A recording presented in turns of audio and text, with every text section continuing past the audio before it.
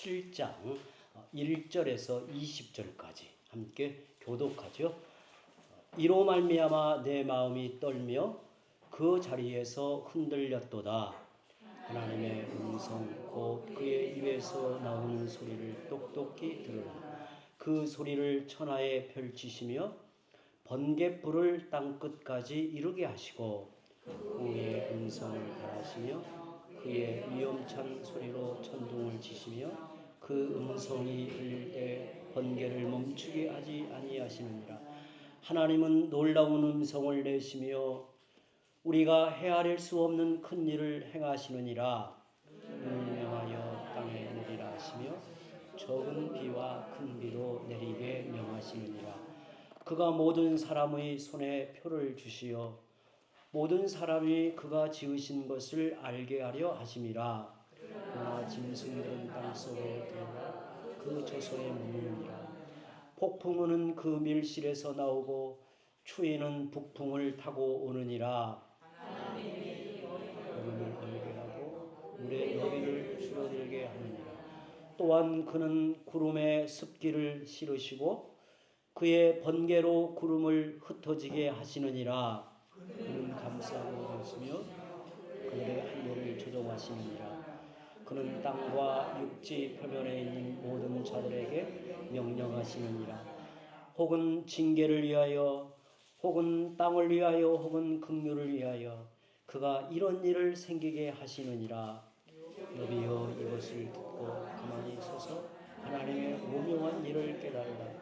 하나님이 이런 것들에게 명령하셔서 그 구름의 번개로 번쩍거리게 하시는 것을 그대가 아느냐.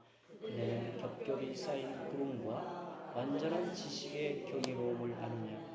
땅이 고요할 때 남풍으로 말미암아 그대의 의복이 따뜻한 까닭을 그대가 아느냐. 그대는 불로와 구름장들을 두들겨 넓게 만들어 녹여 부어 만든 거울같이 단단하게 할 수 있겠느냐. 우리가 그에게 할 말을 그대는 우리에게 가르치라. 우리는 아둔하여 아뢰지 못하겠노라. 내가 말하고 싶은 것을 어찌 그에게 고할 수 있으랴. 삼켜지기를 바랄 자가 어디 있느냐. 아멘. 아멘.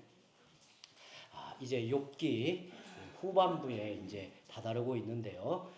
우리가 지난 시간에 엘리후가 등장하여 세 친구들과 욥에게 하는 이야기를 생각했습니다. 엘리후는 두 가지를 증명하려고 했습니다. 첫째는 하나님은 의로우시며 욥도 의롭다는 것이고, 둘째는 고난은 의인과 악인 모두에게 필요하고 또한 모두에게 공평하다는 사실을 설명했죠. 욥이 죄로 인해 고난을 받는 것은 아닙니다.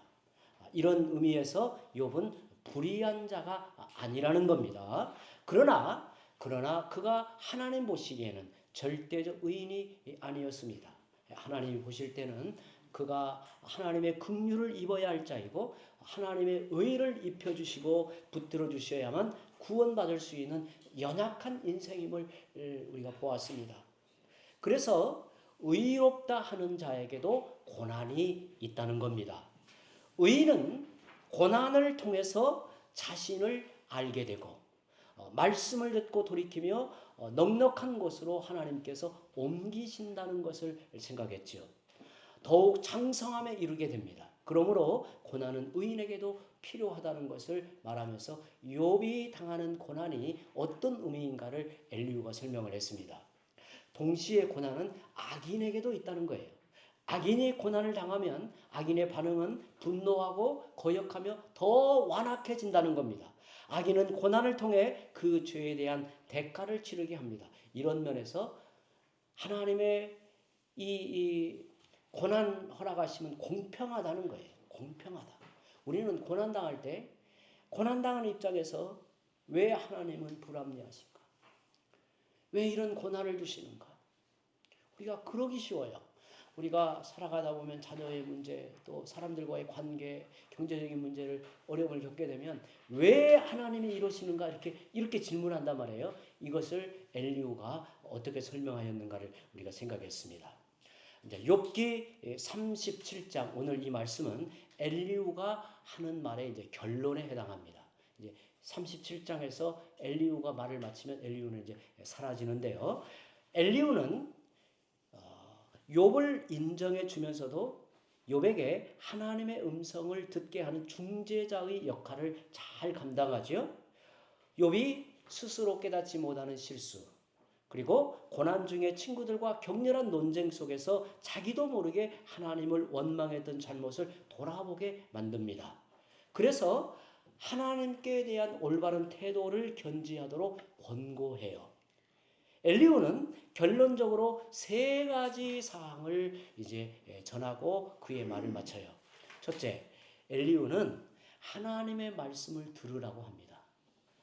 욥에게 하나님의 말씀을 들으라고 해요. 2절에 보면 하나님의 음성, 곧 그의 입에서 나오는 소리를 똑똑히 들으라. 오늘 우리에게도 중요한 말씀이죠. 하나님의 음성, 그의 입에서 나오는 소리를 똑똑히 들어라. 하나님의 소리는 온 세상에 가득합니다. 그런데 왜 안 들릴까요? 하나님이 우리에게 기록하여 전해주신 이 말씀, 충만한 말씀, 완전하고 충족한 이 말씀이 왜 우리에게 때로 들리지 않을까요? 그 음성을 들으려면 무엇이 필요한가요? 우리가 욥을 볼 때 마음을 비워야 한다는 거예요. 오만 생각으로 가득 차 있으면 어떤 소리도 들리지 않아요. 우리의 마음에 오만 생각이 우리 마음을 흔들고 산만하게 하면 하나님의 음성을 들을 수가 없어요. 욥이 이 고난이 왜 나에게 일어났는가? 내가 무엇을 잘못했다는 말인가라고 생각하며 그의 마음이 복잡하고 속이 부글부글 끓었어요. 새 친구들과의 논쟁하는 것을 보면 욥이 정말 그 저항하고 막 그 반박할 때 그 마음이 누구에게로 또 향하여 가냐면 하나님께로 향하여 가는 겁니다. 왜 하나님이 왜 그러시는가? 그렇게 간단 말이에요. 그래서 누구의 소리도 들리지 않아요. 욥에게 이걸 말하는 거예요. 누구의 소리도 들리지 않아요. 자신이 겪고 있는 혼란스러운 문제, 모든 복잡한 일들을 내려놓고 단순한 마음으로 귀를 기울여야 듣는 거예요. 그래야면 하나님의 음성은 여러 방식으로 내게 들려와요. 여러 방식으로. 여러분, 오늘 우리에게도 하나님의 말씀 들려주시면 항상 하나님은 우리를 향한다는 거예요. 말씀을 들려주고자 하시는데 우리 마음이 그 말씀을 듣지 못한 상태에 이르러 있기 때문에 문제인 거예요. 5절에 보면 하나님은 놀라운 음성을 내시며 우리가 헤아릴 수 없는 큰 일을 행하시느니라. 하나님은 그의 말씀을 통해 큰 일을 이루어 가십니다. 그런데 우리가 오늘 37장을 보면 하나님은 사람에게만 말씀하시는 게 아니라 모든 피조물에게도 말씀하십니다. 천둥과 번개, 눈과 비를 통해서 말씀하시고 구름을 통해서도 말씀하십니다. 저 구름은 왜 흘러가는가? 하나님의 말씀을 따라 그 뜻을 이루기 위해 흘러간다는 거예요. 온갖 생물들이 하나님의 음성을 따라 움직입니다. 폭풍도 하나님이 오라면 오고 가라면 갑니다. 구름이 모이라면 모이고 흩어지라면 흩어집니다. 더군다나 모든 피조물은 하나님의 말씀에 순종한다는 것. 모든 피조물이 하나님의 말씀에 순종해요. 6절에 보면 눈을 명하여 땅에 내리라 하시며 적은 비와 큰 비도 내리게 명하시느니라. 하나님이 눈을 명하여 내리라고 하시면 그 지역에 그 땅에 정확히 눈이 내려요. 저는 이게 신기해요. 여러분, 눈이 펑펑 내리는 날 한없이 눈 오는 광경을 보면요, 정말 가지각색의 그 눈꽃 모양이 눈이 내리는데 이 모든 눈 하나하나를 하나님이 다 명하여 그 자리에 내리게 하신다는 거예요. 지금 욥이 그렇게 말하고 있어요. 엘리후가 이렇게 말하고 있어요. 그렇게 하신다. 하나님은 말씀하고 모든 피조물은 그 음성을 듣고 순종하며 이와 같이 하나님은 온 세상을 다스리고 계십니다. 그것을 통해 심판도 하시고 긍휼을 베풀기도 하십니다. 하나님의 뜻을 온전히 이루신다는 거예요. 오직 사람만 하나님의 소리를 잘 알아듣지 못한다는 거예요. 사람만 하나님의 소리를 알아듣지 못해. 미련하기 때문일까요? 더 정확하게 말하면 스스로 똑똑하다고 착각하기 때문에 듣지 못한다는 거예요. 그래서 들을 귀가 중요한 거예요. 들을 귀가 중요해요. 하나님은 늘 우리 가운데 계셔서 우리 앞에 계셔서 우리의 걸음을 인도하실 뿐만 아니라 하나님의 말씀을 우리 마음에 들려주십니다. 하나님의 음성이 늘 우리에게 다가온다는 거예요. 그 음성을 들어라고 말합니다. 욥에게 그 음성을 들어라. 고난 속에서 너의 마음이 혼미하고 너의 마음이 혼란스러워 말씀을 듣지 못하는데 말씀을 들으라고 이렇게 말하고 있는 거예요. 둘째, 엘리후는 이제 하나님의 말씀을 들었다면 깊이 생각하여 깨달으라고 합니다. 깊이 생각하여 깨달으라. 14절에 욥이여 이것을 듣고 가만히 서서 하나님의 오묘한 일을 깨달으라고 말해요. 이는 하나님의 말씀에 대해 어떻게 응답해야 하는가를 묻고 있는 겁니다. 그런데 엘리후는 욥에게 깨달으라고 하면서 오늘 본문에 보면 계속해서 그대가 아느냐? 그대는 아느냐라고 계속 질문을 해요. 이게 뭘 의미할까요? 욥이 여전히 하나님의 그 말씀의 의미를 깊이 깨닫지 못하고 있는 것을 말하고 있는 거예요. 웬만한 것은 알려고 애를 쓰면 깨닫게 됩니다. 그런데 차원이 다른 문제는 알아듣기가 어려워요. 하나님께서 우리에게 말씀하실 때 하나님의 그 마음과 우리의 심령이 귀를 기울여 맞추어지지 않으면 그 음성을 듣기가 어려워요. 하나님의 초월적 지식은 깊고도 오묘하다는 겁니다. 내가 알고 싶다고 알아지는 것도 아니라는 거예요. 그러면 알려고 노력할 필요도 없는가? 아닙니다. 알려고 해야 한다는 것. 바로 여기까지가 우리가 해야 될 일이에요. 우리가 해야 할 일, 알려고 힘써야 된다는 거예요. 우리가 알려고 해도 다 알 수 없는 것이지만 우리가 해야 될 지점은 우리가 해야 될까지는 어디까지냐면 우리가 알려고 힘써야 된다는 거예요. 거기까지 우리의 역할이에요. 셋째, 엘리후는 하나님의 오묘한 일을 알려고 할 때 하나님이 친히 우리에게 알려주신다고 말해요. 하나님이 친히 우리에게 알려주신다. 21절에 보면 그런즉 바람이 불어 하늘이 말끔하게 되었을 때 그 밝은 빛을 아무도 볼 수 없느니라.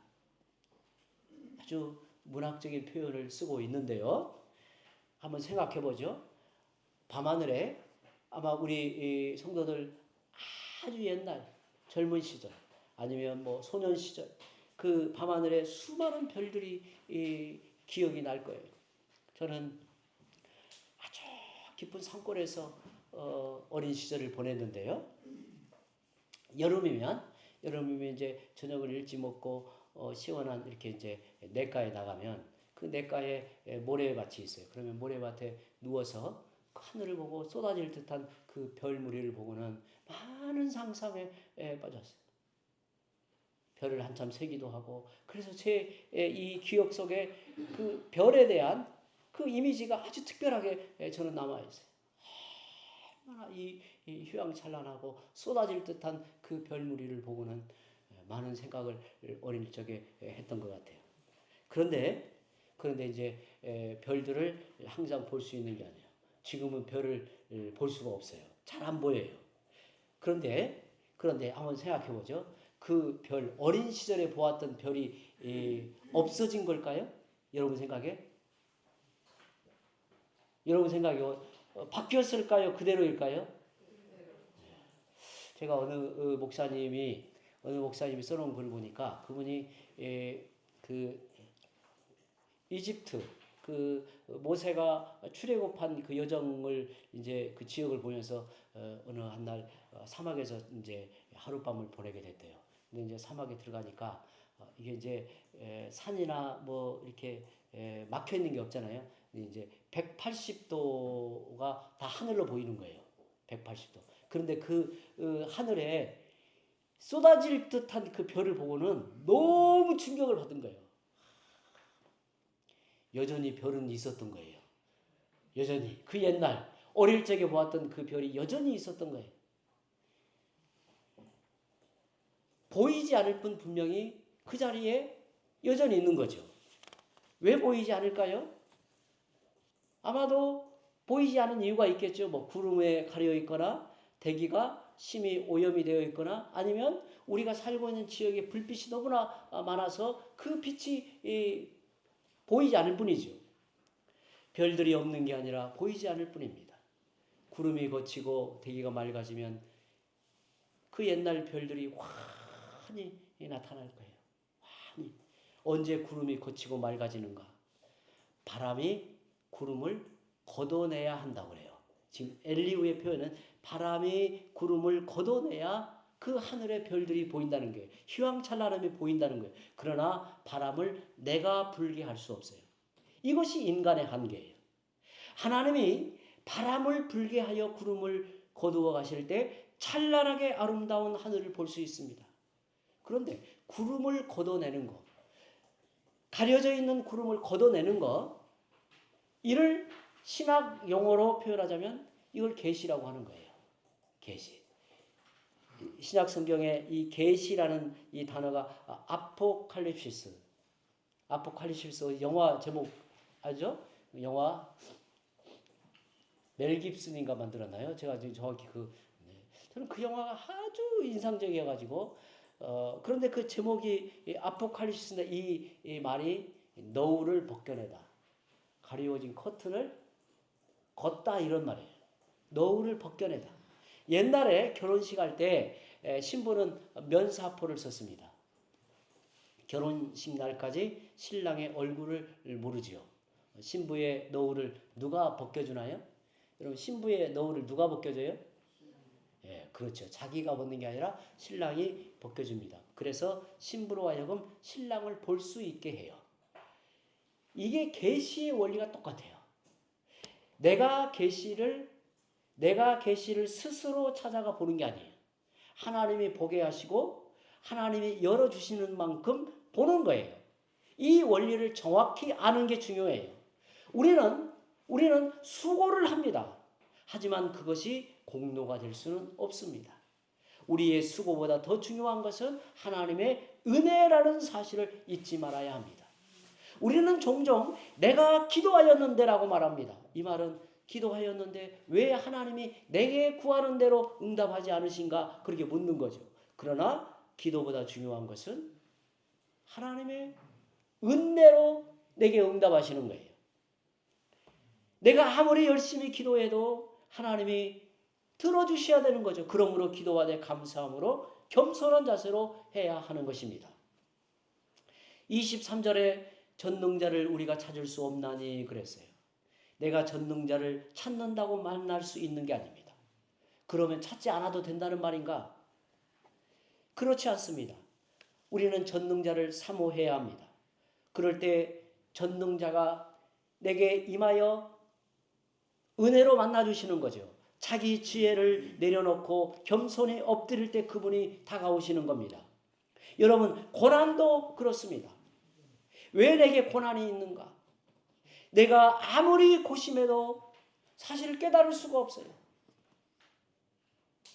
우리는 이 욥기를 통해서 보게 되는 것은 고난의 한복판에서 욥이 고난의 의미를 깨달을 수가 없었어요. 왜 내게 고난이 있는가? 내가 이 왜 고난의 수렁에 처 넣어져 있는가를 깨달을 수가 없었어요. 왜 하필이면 내게 이런 일이 있는가? 내가 무엇을 잘못했다는 말인가? 욥에게 이런 의심과 분노, 원망이 구름처럼 가려서 그 앞에 계시는 하나님을 볼 수가 없었어요. 맑은 하늘을 보지 못했어요. 그래서 엘리후는 욥을 향해 다음과 같이 결론을 내리며 그의 말을 맺습니다. 당신에게 있는 의심과 불평과 원망의 마음을 내려놓으시오. 이런 마음으로는 하나님의 말씀을 온전하게 들을 수가 없습니다. 또한 하나님이 당신에게 고난을 통해 주신 말씀을 깨닫기에 힘써야 합니다. 그 사건이 곧 하나님의 말씀하심입니다. 그렇다고 모두 깨닫는 것은 아닙니다. 하지만 여기까지는 당신이 해야 할 일이라는 거예요. 고통과 분노와 모든 의심을 내려놓고 단순한 마음으로 하나님의 음성을 들으려고 할 때 고난도 하나님의 사랑과 지혜와 능력 가운데 있는 것임을 믿을 수 있습니다. 하나님을 찬송할 때 하나님이 구름을 걷어내시고 하나님의 뜻을 밝히 깨닫게 해 주실 것을 욥에게 전해요. 욥은 엘리후의 말을 가만히 들었어요. 친구들이 말할 때는 욥이 반박하여 아니라고 이의를 제기했지만 엘리후가 욥의 의를 인정하고 사랑으로 하나님의 마음을 전하자 욥은 수용하는 마음으로 엘리후의 이야기에 귀를 기울입니다. 이렇게 말한 후에 엘리후는 이제 사라져요. 엘리후는 이제 등장하지 않습니다. 이제 욥은 홀로 남아 엘리후의 말을 깊이 되새겨 봅니다. 그래, 내 마음이 고난 속에서 너무 복잡해져 있었구나. 고난 속에서 하나님의 깊은 뜻이 있는데 그 생각에 이르지 못하였구나. 하나님은 어디 있느냐고 몸부림을 쳤지만 그렇게 해서 만날 수 있는 게 아니구나. 욥이 절망적 고난 속에서 몸부림을 치고 하나님이 어디 계시는가? 하나님이 내 마음을 헤아려 보시기를 구하면서 몸부림을 쳤지만 그렇게 해서 하나님을 만날 수 있는 게 아니었구나. 오직 하나님의 은혜가 필요함을 절감하게 돼요. 이제 욥은 드디어 하나님을 대면할 준비가 된 것입니다. 드디어 하나님을 대면할 준비가 돼요. 그래서 욥기 38장부터 욥은 이제 하나님을 대면하여 그 말씀하심 앞에 서게 돼요. 우리는 하나님의 형상으로 지음받은 주의 백성입니다. 하나님의 말씀 없이는 살아갈 수 없는 존재란 말이에요. 세상에는 수많은 소리들로 가득합니다. 그러나 하나님의 말씀만이 우리의 심령을 깨우고 진정한 삶을 살게 하는 것입니다. 여러분 꼭 기억하실 것이 있습니다. 주일 예배 때 선포되는 하나님의 말씀을 한 번 듣고 그치면 안 돼요. 말씀은 영혼의 양식이기 때문에 먹고 또 먹어야 됩니다. 듣고 또 듣고 반복해서 말씀에 귀를 기울이시기 바랍니다. 그러면 묵상이 되는데 묵상은 내 마음밭을 갈아엎고 그 속에 말씀을 심어내는 것입니다. 어느 분이 저에게 이런 마음의 고민을 이야기했습니다. 교회에서 말씀을 들으면 참 좋은데 말씀을 들을 때는 참 좋은데 돌아서면 다 잊어버립니다. 하나님의 말씀을 잊지 않고 기억하는 방법이 무엇일까요? 저는 이렇게 대답했습니다. 누구나 그렇습니다. 저도 그렇습니다. 제가 설교를 하고 있음에도 조금 시간이 지나면 제가 설교한 내용조차 기억이 나지 않을 때가 있습니다. 그런데 단순한 건망증은 괜찮지만 말씀을 쪼아먹는 새의 공격을 받고 있다면 그것은 큰 문제입니다. 제 말을 들은 그분이 말씀을 쪼아먹는 새가 정말 있느냐고 묻기에 저는 마태복음 13장에 나오는 씨 뿌리는 비유의 한 대목을 일러주었습니다. 어떤 사람이 씨를 뿌렸는데 길가에 뿌려진 씨앗을 새가 와서 쪼아 먹었다는 이야기예요. 밭에 씨를 뿌리는데 그 씨가 흩어져 뿌려지는데 그 밭 가운데 난 길가에 씨가 뿌려졌다는 거예요. 길가에 뿌려진 씨앗을 새가 노려보고 있다가 당장 와서 그 씨앗을 쪼아 먹었다는 겁니다. 여기서 길가는 굳어진 마음을 의미합니다. 씨는 하나님의 말씀이고 그 뿌려진 씨앗을 노리고 쪼아먹는 새는 마귀라고 말하고 있어요. 그런데 새가 왜 씨앗을 쪼아 먹을까요? 하나님의 말씀이 우리 마음에 뿌리 내리지 못하게 하려는 것입니다. 그 씨가 마음밭에 심겨져 싹이 나고 열매를 맺으면 엄청난 역사를 일으키기 때문에 30배, 60배, 100배의 열매를 거두는 놀라운 역사를 일으키기 때문에 바로 그것을 막으려고 씨를 쪼아 먹어 버린다고 말하고 있습니다. 철로역정이라는 유명한 전 세계 가장 많은 사람들이 읽었다고 하는 기독교 서적으로 철로역정을 지은 존 버녀는 그가 젊은 시절에 설교 때 졸기로 유명한 사람이었다고 해요. 설교할 때마다 졸았다고 그래요. 이 존 버녀니. 그런데 어느 날 그가 성경을 읽다가 말씀을 쪼아먹는 새가 있다는 사실을 알고는 매우 놀랐다는 거예요. 하나님의 말씀이 마음밭에 뿌려질 때 그 말씀을 노리고 빼앗아가는 마귀가 존재한다는 것을 깨달은 그는 내가 들은 하나님의 말씀을 마귀에게 빼앗겨서는 안 되겠다고 결심을 합니다. 그래서 말씀을 들을 때마다 마음에 새겨듣기에 말씀을 듣는 자세를 완전히 바꾸었다고 해요. 그 후부터는 설교에 집중하였고 말씀에 큰 은혜를 받고 그는 말씀에 영감을 얻어 이 놀라운 명작을 남기는 저술가가 되었다라고 하는 일화가 전해지고 있습니다. 여러분, 하나님의 말씀을 내 마음에 깊이 새겨 듣기를 바랍니다. 하나님의 말씀을 내 마음에 새겨 듣기를 바랍니다. 또한 그 말씀이 의미하는 바가 무엇인가를 깨닫기에 마음을 기울여 묵상하십시오. 그러면 어느 순간 하나님이 우리 마음에 가려진 구름을 걷어내시고 맑은 하늘을 보이실 것입니다. 하나님의 살아계심, 나와 함께 하시는 생생한 하나님의 손길을 느끼고 확신하며 말씀을 듣는 은혜를 입혀주실 것입니다. 우리에게 하나님의 뜻을 분명하게 보여주실 것입니다. 이제 함께 기도합니다.